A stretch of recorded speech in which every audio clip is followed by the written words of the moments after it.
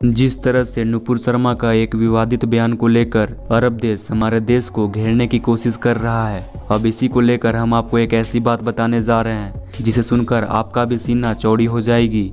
दरअसल पीएम मोदी ने ऐसे देशों को एक बड़ा झटका दे दिया है जहां से कच्चा तेल भारत में आता था, क्योंकि जिस तरह से वे लोग सवाल उठा रहे थे कि अगर कच्चा तेल भारत में नहीं आएगा तो भारत भूख से मर जाएगा, लेकिन दरअसल 41,000 करोड़ का बड़ा झटका पीएम मोदी ने उन देशों को दे दिया है। जबकि भारत में भी कुछ ऐसे लोग भी हैं जो भारत को अरब देश पर निर्भरता को लेकर मजाक बना रहे हैं, जिसके बाद पीएम मोदी ने भी ठान लिया है कि अब वो झुकने वाले नहीं हैं और ना ही किसी विवाद में पड़ने वाले हैं। जबकि पीएम मोदी विकास और देश के हित के लिए काम करने वाले हैं। भले ही देश में विवाद चल रहा हो, हिंदू मुस्लिम चल रहा हो, लेकिन फिर भी हमारे पीएम मोदी भारत को लगातार आत्मनिर्भर बनाने में लगे हुए हैं।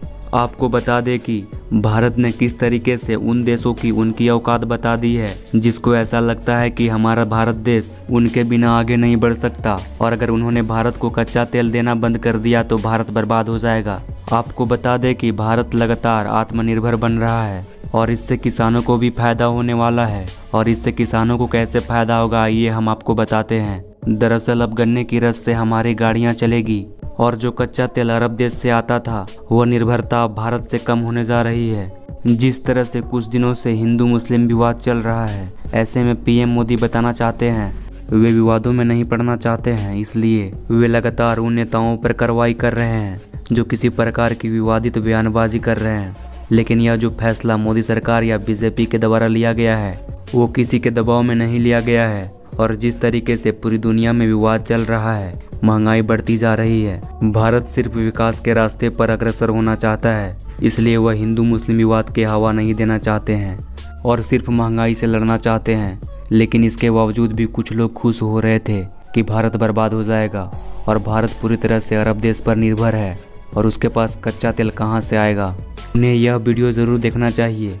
पीएम मोदी ने बताया है कि भारत में कच्चे तेल पर निर्भरता कम किया है और 41,000 करोड़ की झटका उन देशों को दे दिया है जहां से कच्चा तेल हमारे देश भारत में आता था, क्योंकि पीएम मोदी ने कहा है कि भारत की समय सीमा में 5 महीने पहले ही पेट्रोल में 10% इथेनॉल मिशन का टारगेट कर लिया है और साथ ही साथ भारत को 41,000 करोड़ से भी ज़्यादा का विदेशी मुद्रा की बचत हुई है और पिछले 8 सालों में किसानों को 40,000 करोड़ की आई हुई है और जो पैसा देश के बाहर जाता था वह अब देश में ही रहेगा।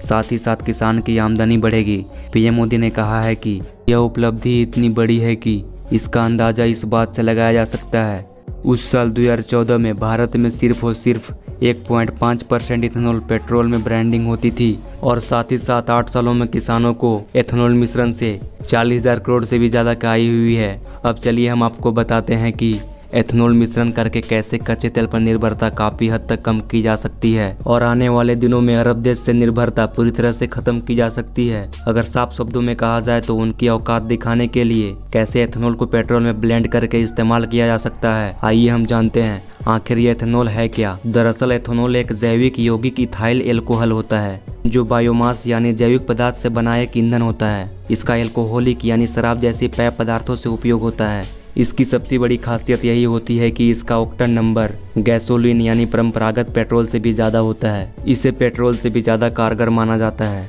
अब बात करते हैं कि इसका पेट्रोल से मिश्रण कैसे होता है। वैसे तो एथेनॉल को पूरी तरह से वाहनों को ईंधन के लिए पूरी तरह से उपयोग में लाया जाता है, लेकिन इसके लिए वाहनों को इंजन आदि में कुछ बदलाव करने होंगे। लेकिन फिलहाल वर्तमान में ही इथेनॉल मिलाने से इसका कारगर तरह से उपयोग हो सकता है, इसलिए देश में कई जगह इसका उपयोग शुरू हो गया है। अब हम बात करेंगे कि वाहन पर इसका क्या असर पड़ेगा।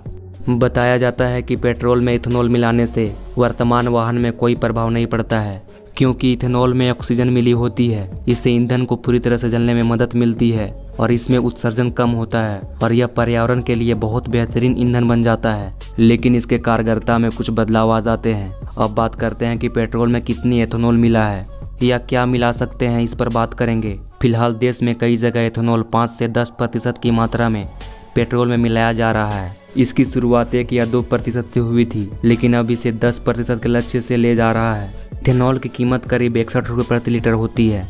इसके वर्तमान में महंगे पेट्रोल में मिलाने की कीमत कम हो जा सकती है।